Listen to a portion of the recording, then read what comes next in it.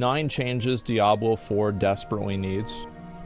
Number 1, they need to delete the game. This game's the worst game I've ever played. Number 1, we can mark something as junk, so that way it will be salvaged, but there's no way to mark the reverse for something that's not junk.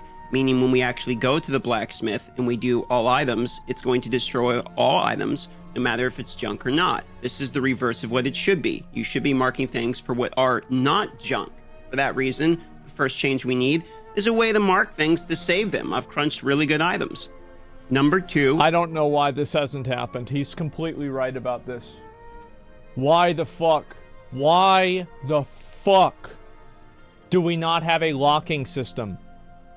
You get 99 items and one is bad and one is good, but you can't lock an item, but you can mark all of them to sell. Wouldn't it just make sense that you can just lock the one and then categorically sell the rest? Is a button on each one of these squares. I've seen people ask for a refund all button for all Paragon points, but what I really want is for each one of these squares to have a button right here that refund all points for this square. Or you could just right-click this. Like, imagine if you could just right-click this and it just clears everything in the Paragon board. Like, I personally feel like that would be even more elegant if you just right-clicked and you could cancel this, this thing, and it would just cancel all the rest of them above it. A lot of builds are going to use this one. I'm sure this will come out in season... Yeah, somebody said in chat, season 4. And this one, for instance, for me, but these side ones I rotate through quite often. So a way to refund all of the ones for each individual Paragon board would be a giant W for me. Oh, season 6, Number 3 is the wardrobe system is very good, but we should be able to attach not only wardrobe transmogs, but also armory spots as well, with the associated gold cost, etc. in there is perfectly acceptable. But if we had a way of another bar where we have ensembles for wardrobes, then the next one is for actual armory outfits, that would be wonderful as well. There are many very... Yeah, I agree with this too. Diablo is the kind of game where you play, like, you're not really going to play 2 different druids to do, like, one druid is for bossing and one druid is for, like, clearing nightmare dungeons. So you're going to want to have different sets of gear. And if they just had, like, what New World has, for example, like, there's, like, a few different wardrobes that you can use. Easy. Very good builds in this game that I would like to continue to use. I don't like being pigeonholed into just one and having to go in and remove all of my Paragon Lost Ark points, has this etc. too. Yeah. This armory system should also save the skills on your skill bar, as well as the skill trees that you use as well. Number 4. Yeah, having loadouts would make things way easier. The whispers here from the tree, the rewards should be buffed, but on top of the rewards being... Boy, I love doing whispers at level 100 and getting sacred items. Ooh, wow. I got a sacred weapon. Oh, wow. What the fuck are you doing? Why is this happening?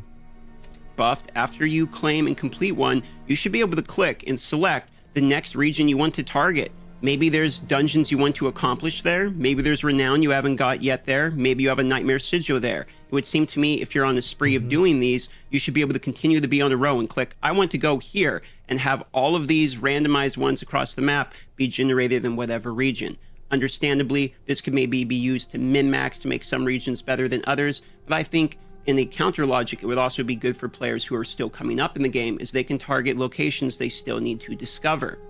Number 5. Blue side missions should be discoverable on the map if you have seen them once. So if I understand hiding the blue exclamation mark so that you have to discover the map, but once I've walked past them, if I forgot to go pick it up, it should be discovered just like the map is, and I should be able to look on the map and see, oh, there was a blue mission here I left, instead of having to walk around the map or using another website to find where the blue missions I missed is. It would be nice to know, oh, I just didn't pick up one over there. Yeah. Yeah, that's true. Absolutely. Yeah, agree with that as well. Number 6 is obvious, more stash inventory. And yeah, I sure can't wait to buy that in the store. Very excited to buy new stash inventory in the store. It's gonna be great. And a search button where we can type in the name of the aspect to discover. -500, yep. Helltide chest experience rewards, while buffed, should be buffed yet again. This is less than 40,000 experience for doing one of these, which feels like a pretty big letdown.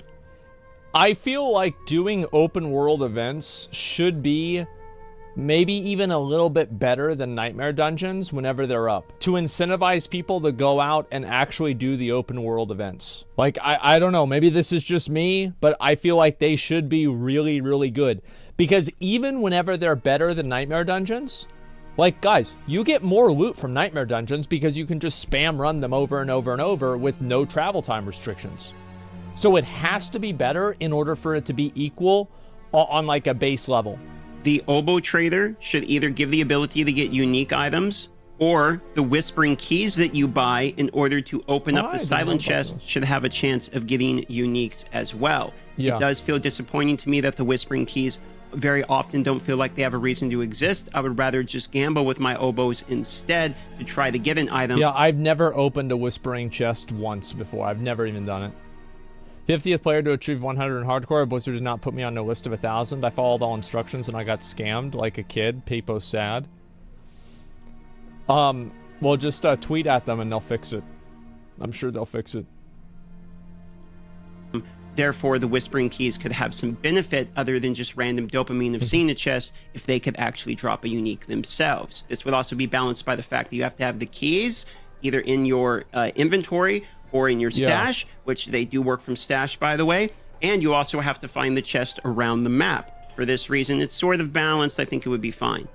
I think that, like, if you have to buy keys and there's an opportunity cost of Gamba to buy the keys should be massively buffed.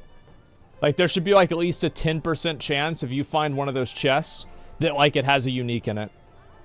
By the same logic of loot feeling good, I think treasure goblins should be buffed. Very few of the time I get an item that is... Any time that you kill a treasure goblin and it doesn't give you a legendary, that's a bug. Okay?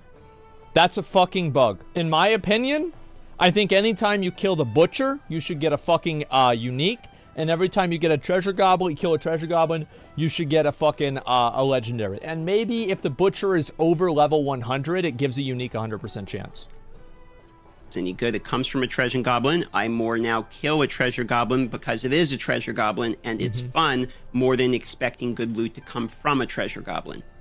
The rest of my complaints are things that have already been addressed by the devs and they said they are working on it. There will come. So for me, that's my entire list. See you tomorrow. Well, there it is. I mean, I pretty much agree with all of that. The Tree of Whispers thing, I never even really do the Tree of Whispers, so I don't have much of an opinion on that. Butcher spawns way too much for that. What do you mean he spawns way too much? No, he doesn't. It's 1 in 50 dungeons. Yeah, I don't get it. People just unlucky. Yeah, it's... No way it's 1 in 50. I've gotten them 3 times in a row. I've gotten them before, but I've also gone whole days without getting them.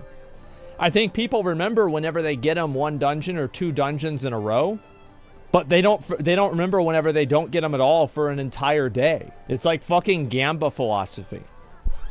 Whispers is renamed bounties. After a while, people stop doing them. Yeah. You sniping bad comments? Well, I'm just saying, like, I think that this would be a good thing. Just giving people more rewards and letting people, and especially, like, because there are some, like, I'm pretty sure druids need certain uniques. Like, there's this Tempest Roar unique that it feels like every druid wants to have. So, like, why not just let them get the uniques, man? Yeah, why make it this, like, really annoying thing? I don't get it. Doesn't he spawn often when a treasure goblin spawns as well? Oh, I don't know. Uniques are way too rare as it is. They're way too shitty to be way too rare. That's the issue. Is that if the uniques were better, it would be okay. But the uniques aren't better. For most of you, how many of you guys, are, like, for Uber Lilith, there is no unique that I want to use. Every unique is bad. So that's, I think, the big problem with the uniques. I think that Blizzard's going to improve a lot of this, and I am very, very positive about what's going to happen tomorrow on the live stream. But, like, as I said, people have a lot of criticisms. I'll link you guys a video. Make sure to give it a like. Darth Microtransaction has 200,000 subscribers now. We've watched a lot of his videos. And, yes, obviously, the uniques and all that stuff is, they need to be better. Just make them a little bit better. What's Blizzard done to warrant such positivity? I feel like Diablo 4 is pretty good. I do. I think it's a pretty good game. I like the game. I think it's a good game. I think they've responded to a lot of feedback, and they've made a lot of changes that were good. and I'm happy with the game. Like, if nothing happens and they don't change it at all, like, I'm happy with where it is now, because like I try to be very much a realist with the games, and I know that whenever a game comes out, there are going to be problems with the game, because games now are so much more infinitely complex than games were back in the day, and it takes a long time for games to be good. World of Warcraft was like that. Final Fantasy was like that. Like, New World was like that. People say New World is still like that. Lost Ark was like that. Every game that's a live service game, whenever it comes out, is fucking garbage. That's just the truth. It's fucking garbage. So if a game is only half garbage, well, that's really good, because that means maybe it'll be good one day. So yeah, I mean, and I know, like, oh, that shouldn't be like that. Yeah, but it is. So I'm gonna base it off of that. It's mid and uninventive, nothing unique or exciting about it. I didn't expect it to be. I didn't expect it to be like this massive, groundbreaking, crazy thing. I think it's just a good game. It's a good game. It plays well. There are a million complaints that I have about it, but it seems like they're listening to at least some of them, and things are improving. I mean, I don't know. Fuck, man. Yeah, uninventive has invented the genre. The game's called Diablo 4. It's a sequel. It can only be unique to a level. Yeah, I mean, I've enjoyed it a lot, and I think that also, yeah, it's been handled very well since release. Groundbreaking games rarely have a 4 in the name. True. Asmongold, it's not a perfect 10. New systems and doesn't rain uniques from the sky. All the other streamers hate it. I think that most streamers are positive about Diablo. Like, how many people are streaming Diablo now? Let me see. Diablo is 50,000 people playing the game, and this is no drops. Like, this isn't drops or anything like that. There are people that are just streaming the game, playing the game. It's doing really well. So I don't really, that's not a lot, to be honest. It is definitely a lot of people. Like, and I think also, like, one thing, I could talk a lot about this, but the reason why I think Diablo 4 is also like a hype game is because it made careers. It made Rob's career, it made Rax's career, it made Darth Microtransactions' career. Let's scroll down here. I think those are 3 of the people right now. And like, before this game, they were getting a fraction of the viewership that they're getting now. And now people are watching them, and it creates its own ecosystem. The game is popular enough that it creates its own fucking ecosystem. That is massive. Woody Joe. Yes. Like, Ben, like, Mathel and Ben were well known from PoE. Glad is well known from, like, FPS games. I think he plays a lot of different games. She's well known for a number of different things. Shroud's well known for being an FPS player. Let's see here. Who else do we have? Alkaiser is well known for being a Diablo 3 guy. World First Paragon 100. Also massive PoE guy. A lot of these guys are known from PoE. But there are people that came up through Diablo 4. It's a popular game. Yeah, it's just, I think it's a good game. Like, I'm sorry, but I do think it's a good game. I don't think it's the best game of all time, but I think it's good. That's it. I feel like I'm being very reasonable here.